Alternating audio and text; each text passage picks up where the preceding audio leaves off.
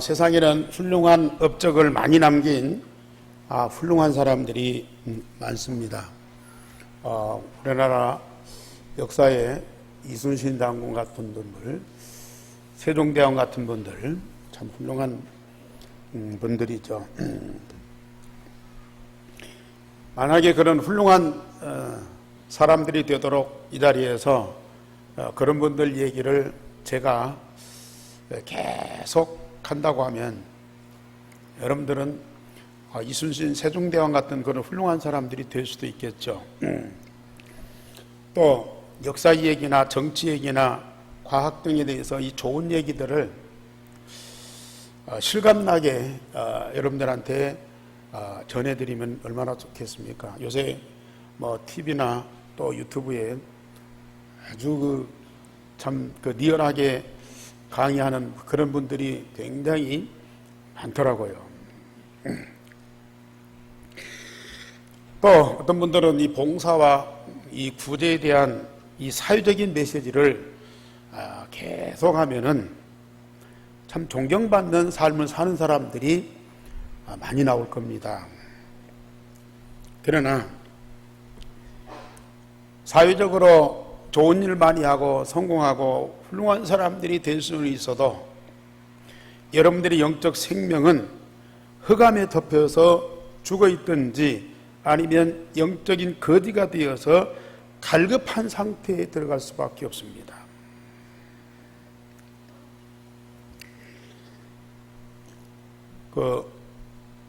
천주교 유명한 이 수녀님 계시잖아요. 테레사 수녀님. 로마니아에서 태어나가지고 인도의 빈민촌에 가서 일생을 그 어려운 사람들을 위해서 수고하고 헌신했던 사람입니다. 그런데 그분이 한 말이 있어요. 나는 죽어서 천국을 안 갈 것이다.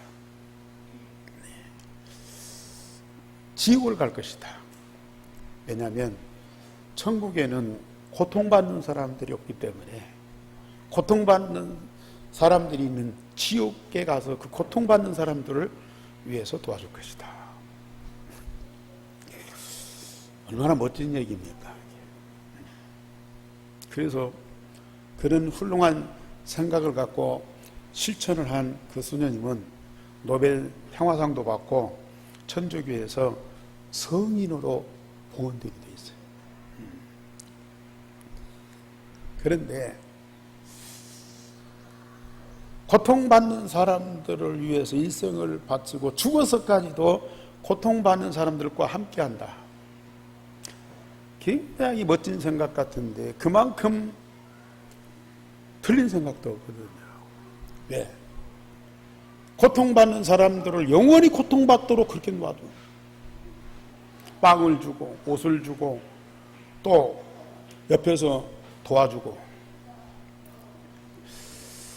좋은 것 같은데 그 사람들에게 절대 필요한 것은 생명이거든요. 모든 운명과 저주에서 해방받는 생명이 있어야 되거든요. 빵은 주고 옷은 주는데 뭘 못 줘요? 빵을, 이 생명을 못 주는 거예요. 운명과 저주 속에 빠져 있는 그 사람을 건져내는 답을 줘야 되는데, 아니 죽어서까지 지옥까지 따라가 가지고 고통받는 사람을 도와준다. 그럴 수도 없고, 지옥 가서는 뭘 줍니까? 빵을 줄 겁니까? 옷을 줄 겁니까? 엄청난 착각을 한 거예요. 고통과 저주 아래 있는 사람들에게 답을 주어서 그 고통과 저주 완전히 해방받고 영원히 사는 길을 가르쳐 줘야 하거든요. 그래 본인은 그런 고백도 했어요. 나는 예수님을 보고 싶은데 절대 안 보인다. 말씀을 듣고 싶은데 말씀이 전혀 내게는 안 주어진다. 그만큼 제가 뭐냐, 갈급했다는 얘기. 영적으로 다운돼 가지고 너무 견딜 수 없는 상황이 일어나. 세상에는 그런 훌륭한 생각을 갖고 훌륭한 실천을 하는 사람들이 많이 있지만은 실제로 모든 사람들이 필요하고 원하는 것은 그게 아니거든요. 우리 전도자들은 모든 사람들에게 십자가와 부활의 복음을 증거해서 영적으로 죽은 자가 다 살아나도록, 그리고 구원받은 자에게 살아계신 하나님을 올바로 가르쳐서 하나님과 하나님 나라의 모든 것을 응답받도록 그렇게 도와줘야 하거든요. 그래서 저는 여러분들에게 오직 복음만, 오직 예수가 그리스도인 것만 계속 증거하죠. 반복해서 또 얘기하고, 얘기한 것을 또 반복해서 또 얘기하고. 그런데 반복이 아닙니다. 여러분들이 아침밥 드셨죠? 점심밥 또 드셔야 됩니다. 육신적으로 또 내일 또 밥을 또 먹어야 돼요. 새로운 밥이 아니잖아요. 우리의 육신의 양식입니다. 매일매일 똑같은 밥, 똑같은 반찬이지만은 우리는 맛있게 먹어야 돼요. 그래야 건강한 사람이죠. 우리의 영적인 생명, 복음 아니면 절대로 사단을 꺾을 수 없고, 죄와 저주에 세방받을 수 없고, 하나님 만날 수가 없어요. 인간이 갖고 있는 근본 문제, 세상에 무엇으로도 해결하는 답이 안 됩니다. 오직 하나님이 보내신 자, 독생자이신 십자가 부활의 복음을 완성하신 그리스도만이 답이 되고요, 영원한 생명이 됩니다. 이런 생명의 비밀을 가진 자에게 하나님의 말씀을 통해서 성삼위 하나님에 대해서 계속 가르치고 증거해 보세요. 어떤 결과가 옵니다. 우리는 하나님을 알면 알수록 하나님의 모든 것을 응답받게 돼요. 복음으로 구원받기 이전에는 성경을 통해서 하나님을 알고 훌륭한 공부를 많이 한 신학자들을 통해서 이 신학에 대해서 공부를 하면 할수록 자꾸 어려워지는 거예요. 왜? 하나님은 우리에게서 너무 멀리 계시는 거예요. 눈에도 안 보이고 손으로 안 만져지고 우리가 아무리 불러도 대답이 없고, 그러니까 공부하면 공부할수록 너무 어렵고요. 그리고 의심만 자꾸 생겨요. 성경은 그렇다는데, 하나님은 그런 분이라는데 우리에게는 해당이 안 된다. 그런데 지금은 우리가 복음으로 구원받은 하나님 자녀잖아요. 우리가 성경을 보든지 메시지를 듣든지 성삼위 하나님에 대해서 말씀을 들으면 들을수록 내 아버지에 대한 얘기죠. 24시 나와 함께 하시는 하나님의 얘기라고 말이에요. 그게 얼마나 실감납니까? 얼마나 사실입니까?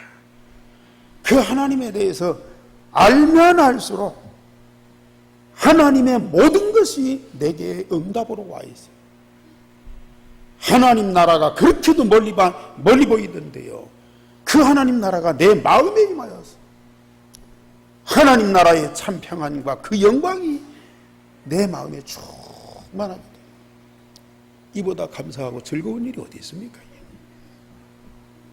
이런 응답받은 사람들은 함께하는 사람과 살아가는 세상을 변화시키게 돼요. 우리한테 성도님들, 세상적으로는 훌륭한 분들이 없는 것 같아요. 지식이 많습니까? 돈이 많습니까? 그런데요, 제가 볼 때는 여기 계신 여러분들 속에는 그리스도 통해서 하나님이 주신 그 영원한 생명을 다 가지고 있거든요.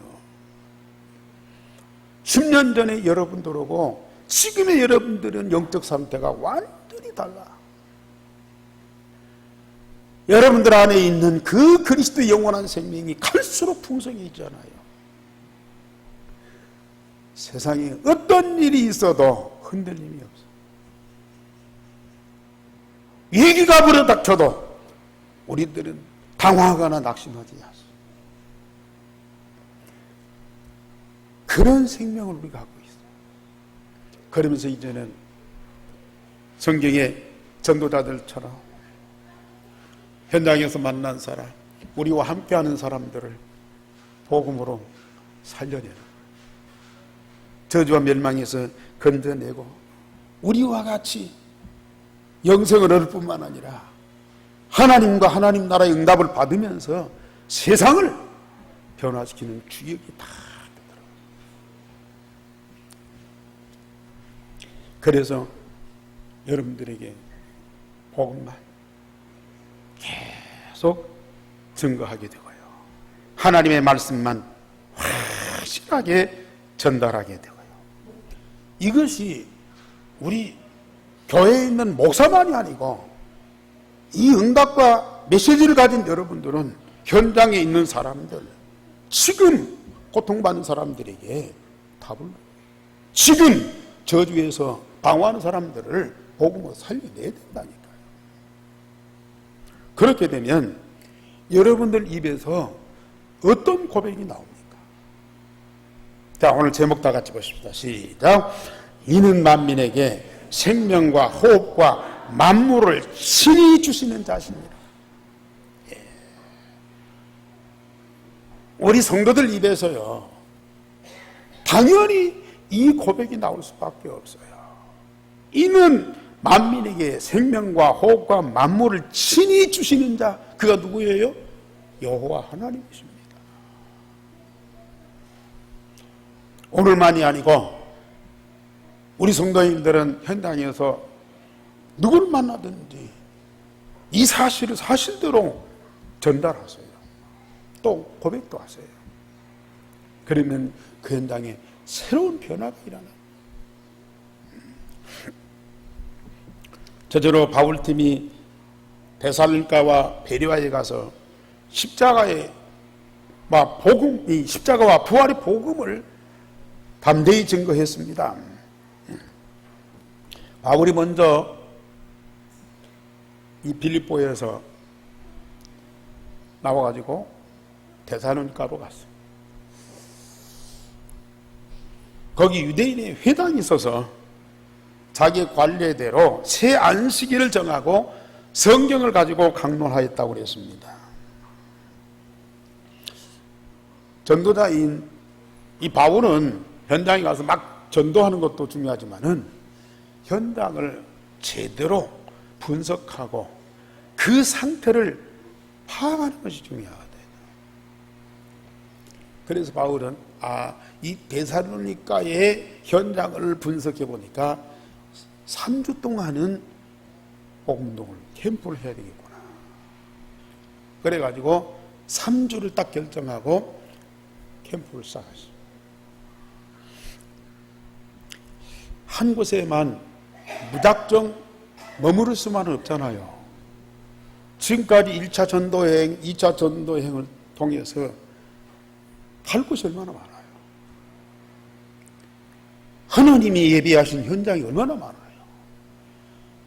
그러니까 어느 한 곳에 가서 시간을 정하고 집중해서 캠프하고 거기에서 누구를 찾아 세워야 돼요? 제자를 찾아 세워요. 그래서 3주를 새 안식일을 정하고 캠프를 했습니다.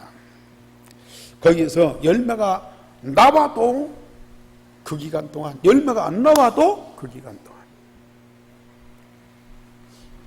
그것이 바로 우리의 전도운동입니다. 왜냐하면 갈 곳이 너무 많다니까요. 오라는 곳이 너무 많아요. 그래서 이런 기간을 정하고 캠프를 하게 돼요. 그러면서 거기에 있는 회당의 사람들에게 예수 그리스도가 많은 사람들에게 해를 받고 십자가에 죽었으나 다시 살아나야 할 것을 증언했다고 그랬습니다. 그러면서 내가 너에게 전한 이 예수가 곧 그리스도다. 오래 살고 큰일 한 사람이 아니고 인간의 근본 문제를 해결하는 답 대신 예수 그리스도가 십자가에 죽었으나 그는 우리와 영원히 함께 하시기 위해서 살아나야 했다. 물론 예수님이 부활하셔야 할 여러 가지 이유가 많아요. 하나님이시기 때문에 사망과 무덤에 갇혀 있을 수 없잖아요. 그는 당연히 살아나야 돼요. 그런데 저는 그렇게 해석합니다.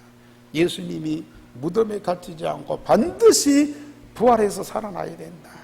왜? 나와 영원히 함께 하시면서 내 안에 영원히 살아계시기 위해서 우리 예수님은 부활하셔야 돼요. 맞습니까? 무덤 속에 갇혀 있으면 안 된다니까요. 나와 영원히 함께 하시기 위해서 무덤에서 살아나셔야 돼요. 사망을 이기셔야 되고요. 사단을 박살내야 돼요. 그래서 우리를 복음으로 구원하십니다. 그리스도로서 당당하게 서야 됩니다. 그래서 이 바울은 그걸 데살로니가에 있는 성도들, 사람들한테 담대히 증거했더니요. 그 중에서 헬라의 많은 지식인들, 사실 헬라는 지식과 학문과 철학이 발달된 거 아닙니까? 많은 헬라의 지식인들이 돌아오는 거예요. 거기에 또 귀부인들, 부자 사람들이 그 복음을 듣고 돌아오는 거예요.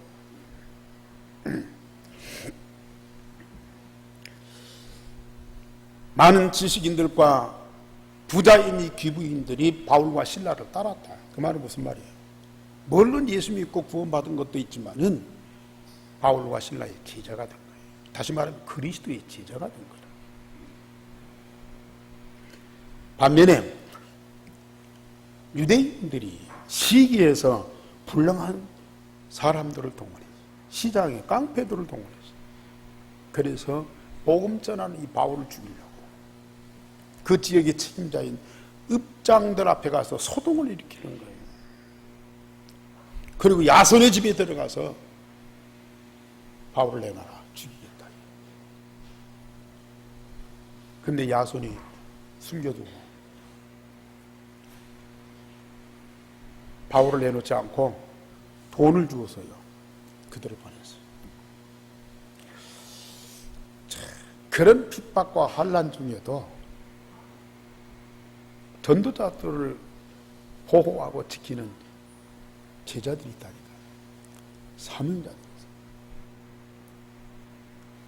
이 바울과 함께하면 죽을 수도 있어요.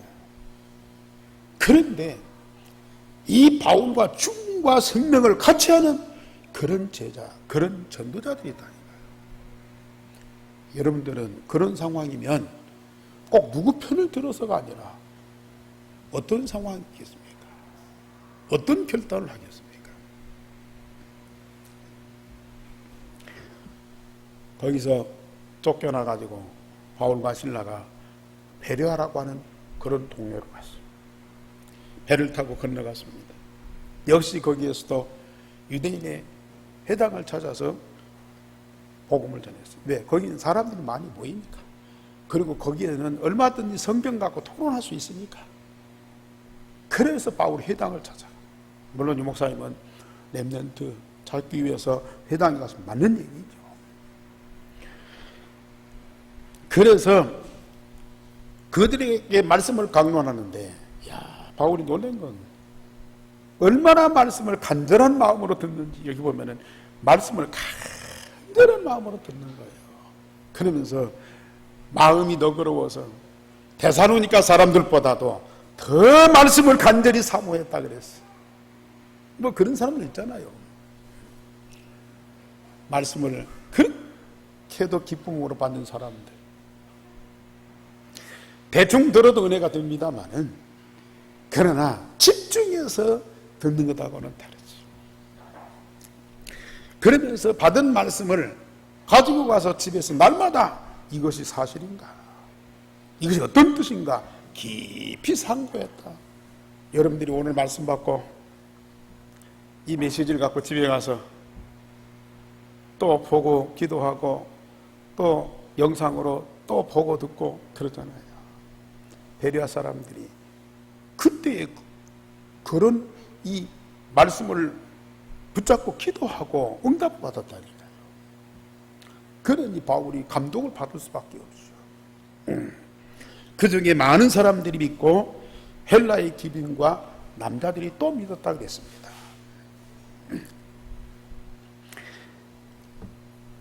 그런데 두 번째로 바울이 어디로 가는 거니?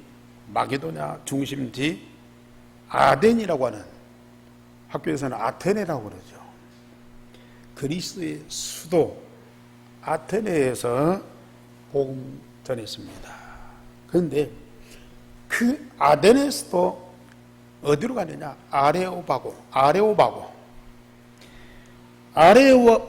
아레오바고에서 살아계신 하나님을 증거했습니다.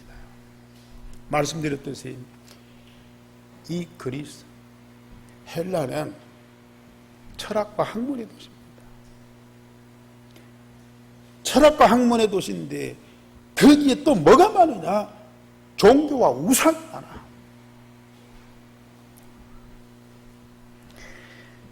바울이 아데레 성에 들어가서 우상이 가득한 것을 보고요, 마음이 격분했다.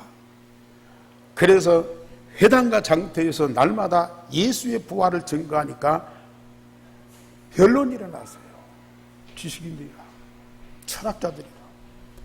이 사람들이 새로운 것을 찾고 그걸 듣기를 좋아하고 토론하기를 좋아하는데요, 새로운 복음을 전하니까 그걸 그대로 받지 않고 서로 토론하고 변론이 일어났습니다. 그런데 바울이 여기에서 어떤 심정으로 복음을 전했느냐? 격분하는 마음으로 복음. 물론 다른 데도 종교가 있고 우상이 있지만은 특별히 이 아덴은 종교심이 굉장히 많은데요, 철학과 학문이 발달됐지만은 종교심이 많아가지고 많은 이 종교들이 있고 그 종교를 섬기는 우상들을 곳곳에 만들어 놓은 거라. 그 우상을 보고 바울이 막 격분을 하더라.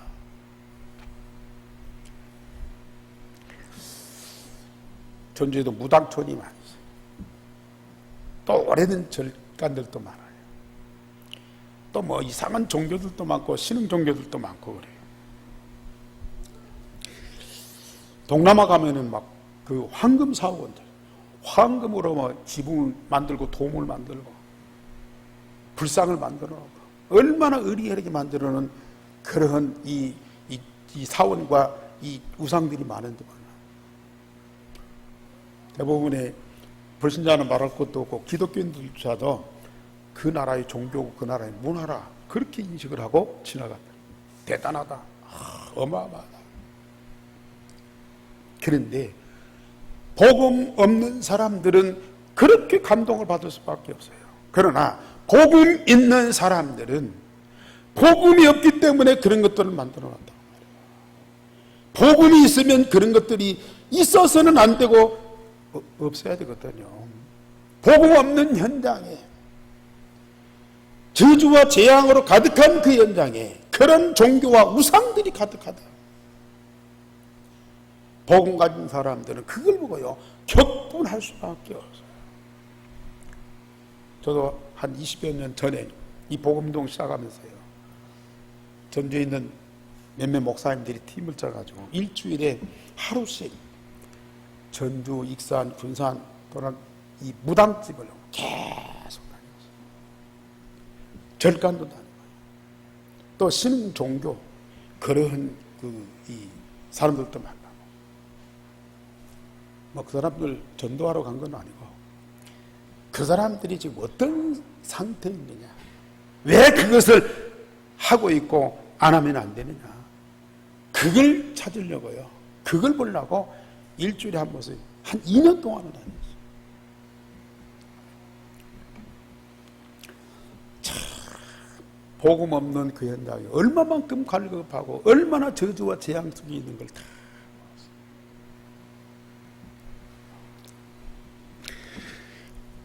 전에는 무당들, 점쟁이들 보면요, 참 더럽고 얼마나 추한지 무시했다니까요. 중들 보면 그 거짓된 종교를 믿는 사람들, 그러면 막 무시를 했어요.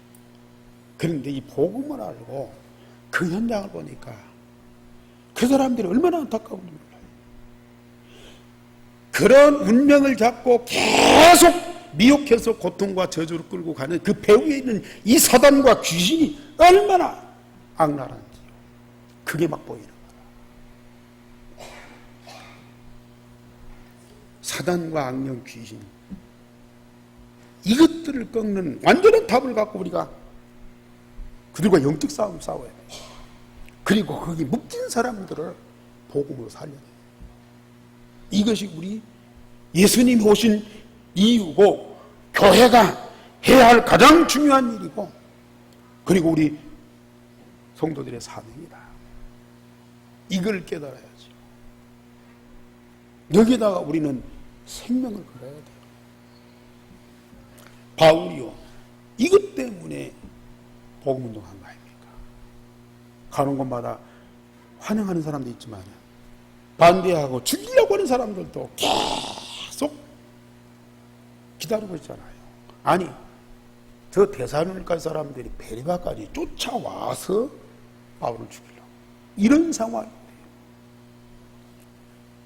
개의치 않아요. 왜냐? 그 영적 문제 때문에 고통받고 있는 그 사람들 보니까 너무 안타까워.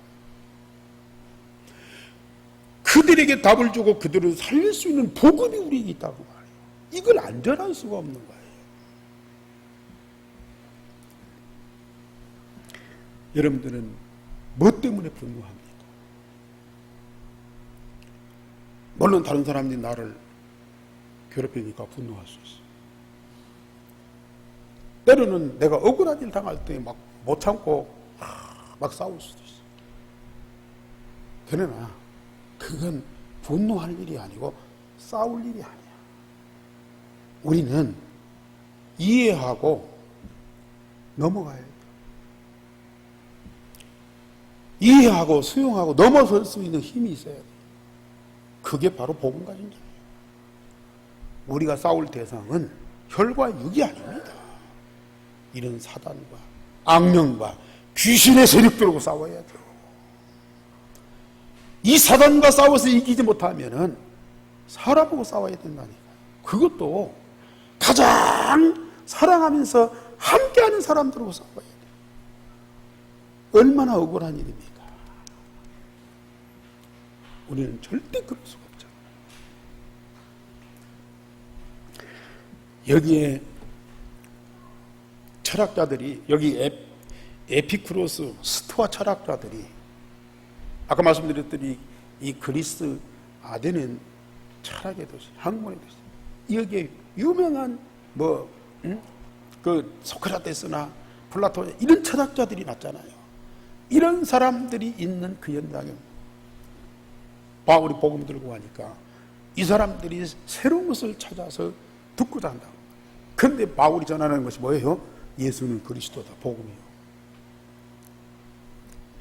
그러니까 이 사람들이 변론도 하지만은 그걸 듣고자 어디로 데리고 가는 거니? 아레오바고. 이 아레오바가 어딘 거니? 그 아덴에는 이 파르테논 신전이 있어요.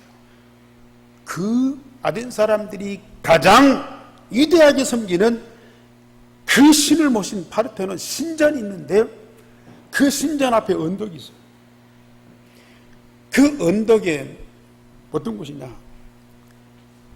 그 나라에서 가장 유능한 이 철학자들, 지식인들이 모여서 토론하고 변론하는 거예요. 그리고 거기에서 그 아테네 사람들이 이 재판하는 최고의 법정이 이 아레오파고예요.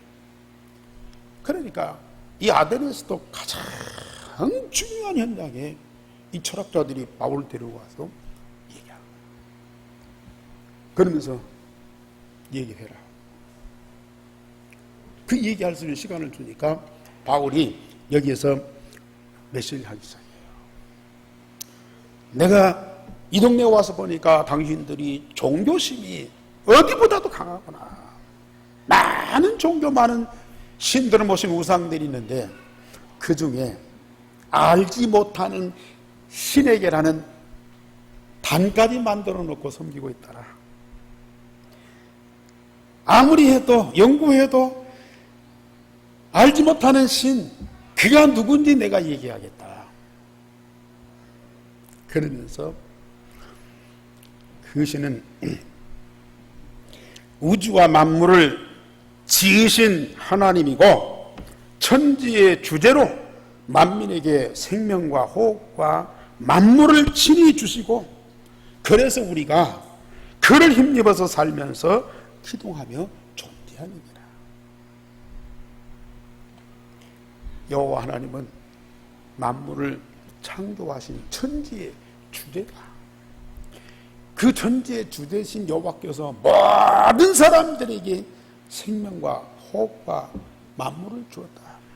그리고 우리는 그 하나님을 인하여서 존재하고 기동하면서 살아가고 있다.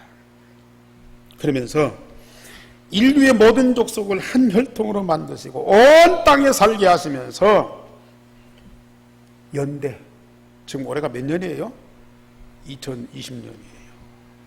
그 연대는 누가 정했냐? 여호와께서 정하셨어요. 그리고 민족, 나라, 경계를 누가 정하셨어요?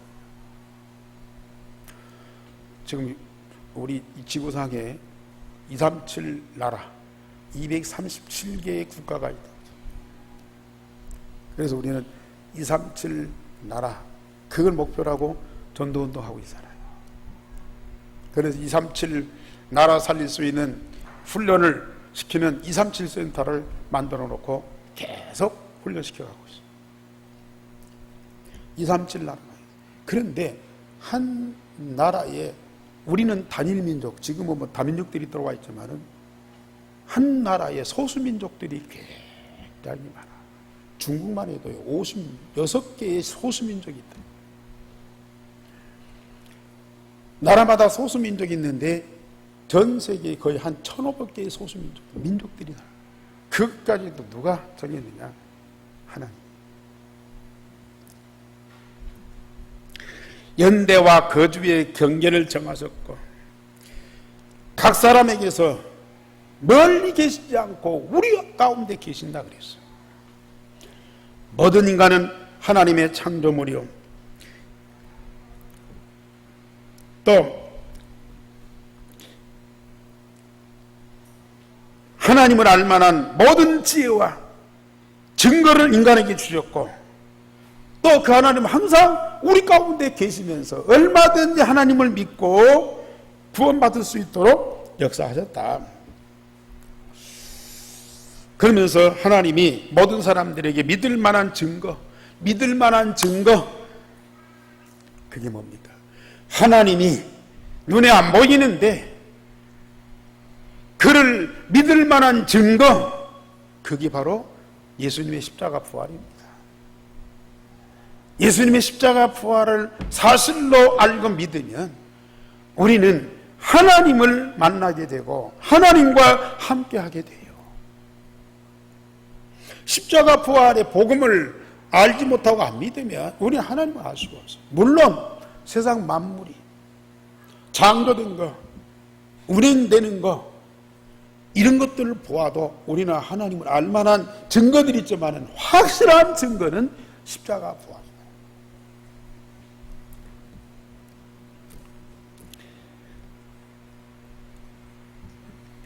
그러니 하나님을 사람의 기술과 고안으로 새긴 우상으로 여기지 말아라. 너희들이 지금 많은 종교를 가지고 우상을 만들어 섬기고 있는데 네가 알지 못하는 그 신은 그들 우상과 다르다. 그는 우상처럼 그를 섬기지 말아라. 그는 여호와 하나님입니다. 여호와 하나님을 알고 믿을 만한 증거를 주셨으니 너희들은 그를 믿고 구원을 받아라. 만약에 그를 믿지 않고 구원받지 못하면 너희 심판을 받게 되어 있다. 당당하게 말씀하셨어요.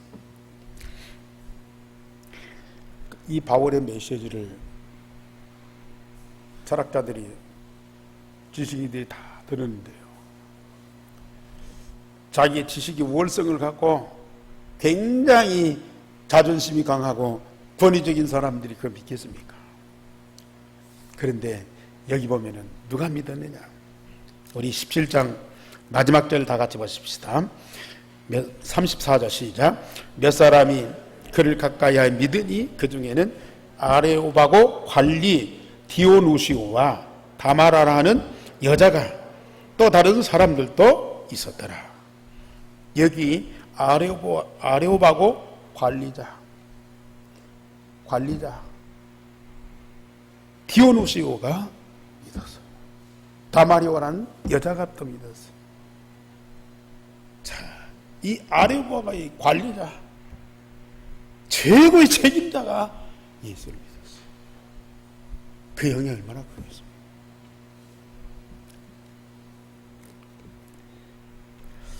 결론적으로 말씀드립니다. 전도자는 모든 종교의 우상과 그 배후에 있는 사단과 악령들에게 우리는 분노해야 돼요. 모든 사람들을 다 사랑할, 원수까지도 우리는 사랑해야 되지만은 이 사단, 악령, 귀신은 우리가 용서할 수 없어요. 용서가 되지 않아요. 우리는 분노하면서 계속 그리스도 이름으로 결박하면서 박살내야 돼요. 완전히 그 세력들을 무너뜨려야 돼요. 그리고 그 가운데 묶인 사람들을 복음으로 살려내고 회복시켜줘야 돼요. 우리는 사단과 흑암의 종교를 꺾는 답, 유일성의 복음을 계속 증거해 보세요. 처음에는 별 효과가 안 나타나요. 어떤 증거가 안 나타나요. 오히려 더 핍박이 올 수도 있어요. 상황이 더 어려울 수도 있어요. 그러나 복음과 그 능력은 반드시 열매로 나오게 되어 있어요. 그래서 우리는 끝까지 복음 운동하셔야 돼요. 들어도 복음이고 안 들어도 복음이고요. 좋아해도 복음이고 반대하고 핍박해도 우리는 복음해야 되고요. 열매가 있어도 복음이고 열매가 없어도 복음이에요. 온 세상에 절대 필요한 이 일생의 복음만을 계속 증거해 보세요. 그들을 변화시키고 그들을 살리고 그들을 제자 삼을 수 있는 증거를 우리 전도자들에게 하나님이 계속 주셔요.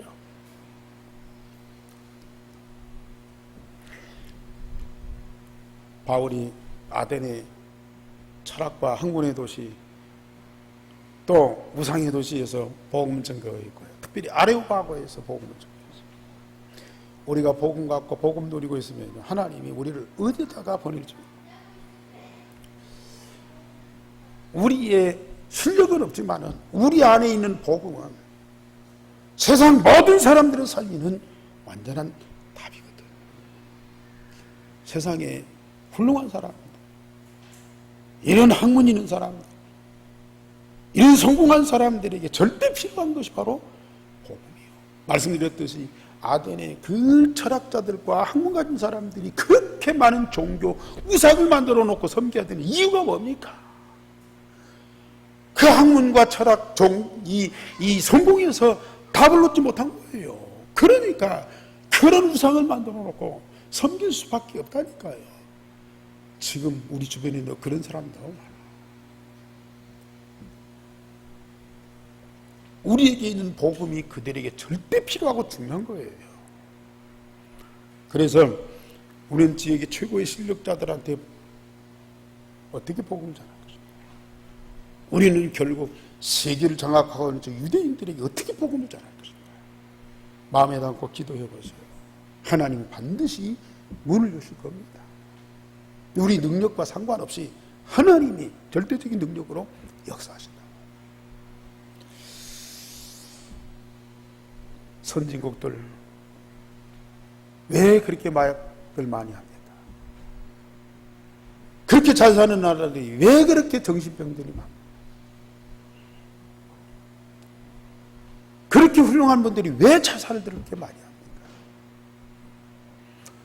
세상의 것 가지고는 영적 문제 해결이 안 되고요. 영원한 생명을 얻을 수 없기 때문에 사단이 만들어 놓은 그 함정과 틀 올무 속에 그냥 빠져버린 거예요. 우리는 우리 안에 있는 복음 갖고 살려내야 돼요. 여러분들이 하나님은 그런 천명, 소명, 사명을 주셨어요. 하나님이 내게 주신 이 말씀만 마음에 깊이 담고 진짜 기도해 보시면 하나님 반드시 응답하실 겁니다. 기도하겠습니다. 하나님, 오늘 강단에 복음의 말씀을 주시니 감사를 드립니다. 이 복음 받은 자들, 복음의 능력을 우리 삶 속에서 날마다 체험하고 누리는 자들이 되어지게 하여 주옵소서. 그 복음의 능력이 우리의 삶을 성공시키고 성공된 그 증거를 가지고 저 성공했으나 영적 문제 때문에 고통받고 있는 사람들을 다 살려낼 수 있도록 하여 주옵소서. 하나님, 바울 같은 전도자 되어지게 하시고 많이 일어나게 하여 주옵소서. 생명 다하여 복음 운동하는 전도자들이 일어나 땅끝까지 빛을 발하게 하여 주옵소서. 하나님 나라 그 영광으로 온 세상에 가득하게 하여 주옵소서. 주 예수 그리스도 이름으로 기도하옵나이다. 아멘.